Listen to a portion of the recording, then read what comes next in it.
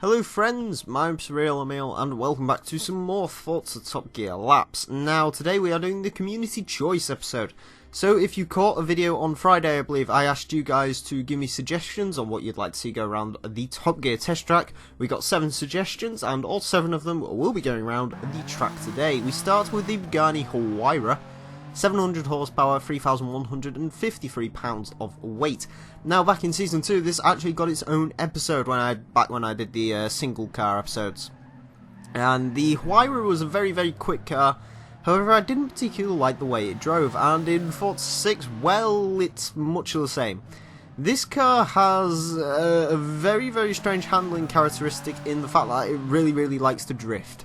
Now, this makes an excellent drift car, don't get me wrong, it's bloody good at drifting. However, I don't particularly like a car that drifts to drive around here, and the Huurrruhh really wasn't my cup of tea. Sure, it is quick, 700 horsepower, that does make it the most powerful car here today. And, you know, it has got a decent amount of straight line speed. It is a hypercar, supercar kinda. I class it as a supercar, many might class the Huurrruhh as a hypercar.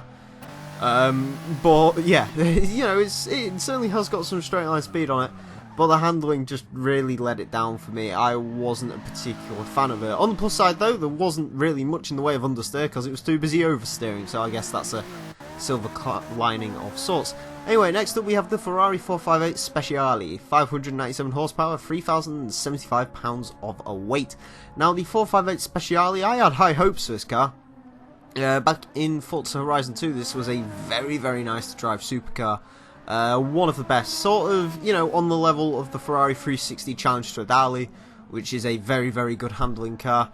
In Forza 6, however, at least around the Top Gear track, I didn't particularly like this car. It drove very similar to the stock 458, which means it can be very slidey, and it doesn't actually take much for it to break traction.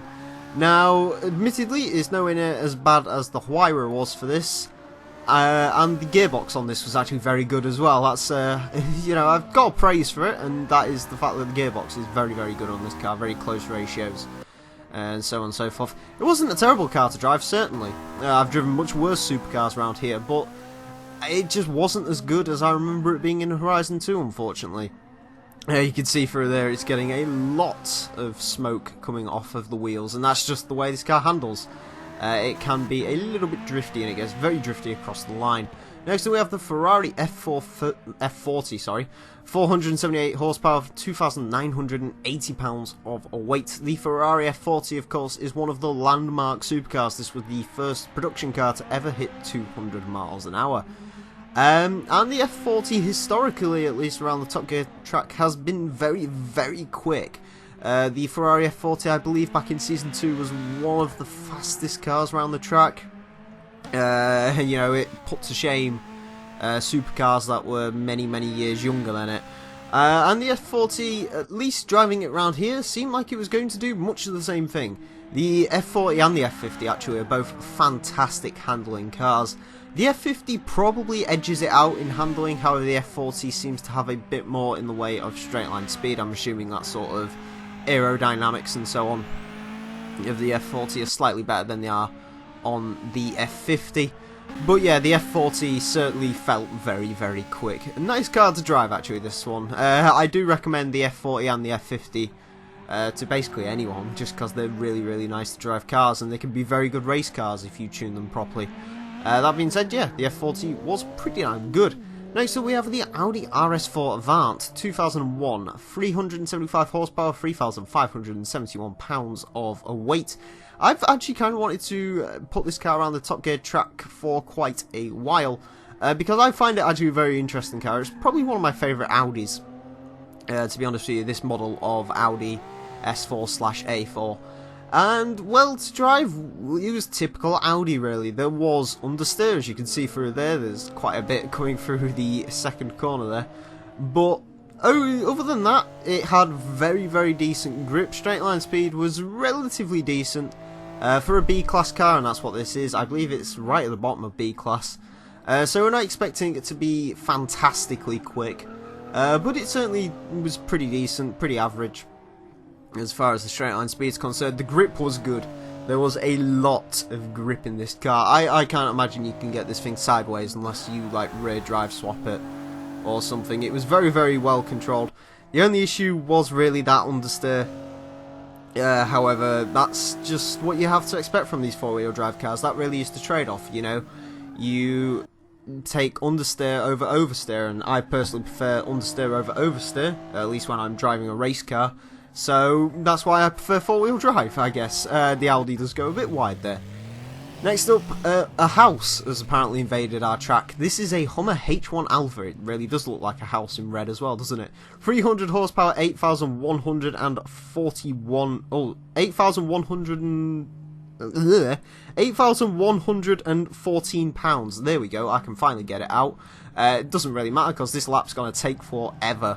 This is by far and away the heaviest vehicle we've had around here. I'm also fairly certain this is the first diesel powered vehicle we've had around here. So what can I say about the Hummer when it comes to driving? Well, it's very slow. The gearbox isn't great. It revs up to like, I think it redlines at 4,000 RPM or something ridiculously tiny like that. As far as handling goes, well, the good news is it's actually so slow you can't really get any defining characteristics from it. If there was any understeer or, heaven forbid, oversteer, I doubt there'd be any oversteer on the Hummer. We didn't actually feel it because it was that slow. Yeah, this has actually been around the Top Gear track before. In Season 2 I did the slowest cars in Forza 5, and this was one of the slowest vehicles in that game, and likewise in Forza 6 it is also very, very slow. What are we expecting time-wise from this? Well, this will probably be the slowest car we've had go around. Previously, the slowest car was a Volkswagen Golf GTI, and I think a Volkswagen Golf GTI has a bit more racing characteristics than a Hummer H1 Alpha. But there you go. Anyway, that's went across the line finally. Next up, we have a Lotus Elan Sprint, 126 horsepower, 1,640 pounds of a weight. This is a 1971 model, I believe. The Lotus Elan, very interesting car. This actually tops the leaderboard. If you go and have a look at the leaderboard times for the Top Gear test track, the Lotus Elan is actually a leaderboard car. So I was actually kind of curious to see how this thing would do stock around here. Now, of course, we're not expecting great things from this. 126 horsepower is actually a lot more than I was expecting from it, and 1,640 pounds is very, very lightweight. However, it is a 1970s sports car. I believe this is an E-Class car, so it's not going to be particularly quick. As far as other cars we can really compare this to, the Mazda MX-5 is probably the closest thing to this we've had go around, and they're actually somewhat similar. The Elan was quite a bit of fun, maybe not quite as much fun as the MX-5 was, but the Elan certainly, you know, it gave me a couple of kicks here and there. As far as the handling goes, pretty decent actually, to be honest with you. It's a Lotus, of course it's going to be pretty good. I will say it did feel like it could do with a differential in it. You got very much a one tyre fire going on every now and again.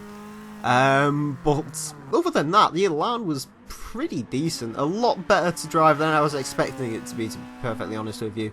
Nowhere near as slow as I was expecting it to be as well, as it flies through the last corner. Maybe it's just its small size that makes it appear very, very quick. And finally today, the Nissan Silvia. This is a 1966 model, 88 horsepower, 2,161 pounds. Now, I did a build on this not long ago where it beats a Nissan GTR around Sebring. What I can tell you is the stock version of this car will not beat a Nissan GTR around Sebring, or around anywhere actually. 88 horsepower makes this, I think, the least powerful car we've ever had around our track. And to drive, well, the Silvia wasn't very nice. There was a lot of body roll. Now, I didn't actually mention this with the Elan, but the Elan actually had quite a bit of body roll. And this also had body roll. Also, this has possibly one of the worst differentials I think I've ever encountered in a car. Yes, I know it's from 1966, but it would just burn up one tyre, and I think this was probably the worst car we've ever had for it. The 2010 Clio RS was a pretty damn terrible one. I really can't choose between that and this. Both were pretty horrible. However, the Clio RS did have some straight line speed, and this doesn't. 88 horsepower.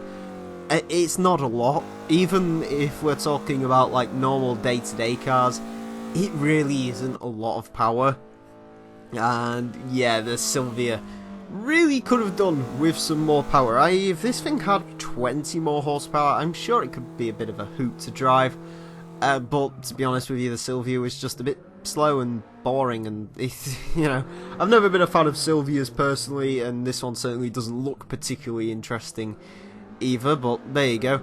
Anyways, it's finally across the line onto the times, and the 458 Speciale was the fastest car of the day, going into 4th with a 112.905. Pagani Huurrruhh just marginally off that, goes into 5th with a 112.978. That's really fast actually from those two cars. Quite a bit quicker than I was expecting. I was expecting them to be more in line with the Ford GT 2017, but apparently not.